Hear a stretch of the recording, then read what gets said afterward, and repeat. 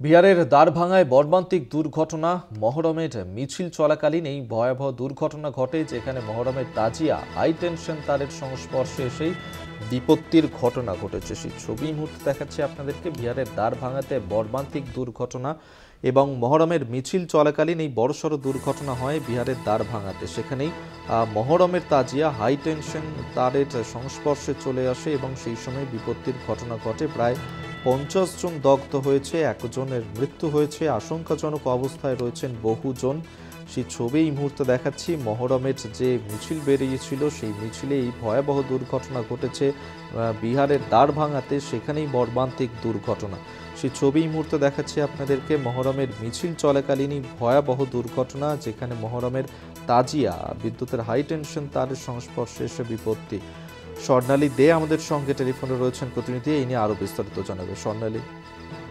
একেবারে অভিক যে খবরটা এখনো পর্যন্ত সামনে আসছে যে ঘটনা কিন্তু যথেষ্টই মর্মান্তিক। কারণ বিহারের দ্বারভাঙায় মহরমের মিছিলেই এই দুর্ঘটনা ঘটেছে বলে জানা যাচ্ছে এবং যেমনটা এখনো পর্যন্ত খবর পাওয়া যাচ্ছে অভিক, যে হাই টেনশন যে তার, সেই তারে মূলত এই তাজিয়া লেগেই অগ্নিকাণ্ড ঘটেছে। এবং এখনো পর্যন্ত একেবারে তোমাকে সর্বশেষ আপডেট দিয়ে রাখি অভিক, যে কমপক্ষে 50 জন গুরুতরভাবে জখম হয়েছেন বলেই কিন্তু এখনো পর্যন্ত খবর পাওয়া যাচ্ছে এবং ঘটনাস্থলে একজনের মৃত্যু ঘটেছে। এবং যে ছবিটি আমরা তুলে ধরছি আমাদের দর্শকদের সামনে অভিক, সেই ছবিতে কিন্তু বোঝাই যাচ্ছে যে আচমকা একটি তাজিয়া চলাকালীন অবশ্যই সেখানে কিন্তু প্রচুর মানুষের ভিড় হয় এবং সেখানে এই যে ঘটনা, সেই ঘটনা ঘটার পরে কিন্তু মানুষজন যারা ছিলেন সেই তাজিয়ায়, তারা কিন্তু একেবারে ছুটোছুটি শুরু করে দিয়েছিলেন। এবং মূলত অভিক যদি এখানেই আমরা দেখে থাকি, এই যে তাজিয়ার ক্ষেত্রে যে উচ্চতা নির্ধারিত করার কথা, সেই বিষয়টি কিন্তু বারংবার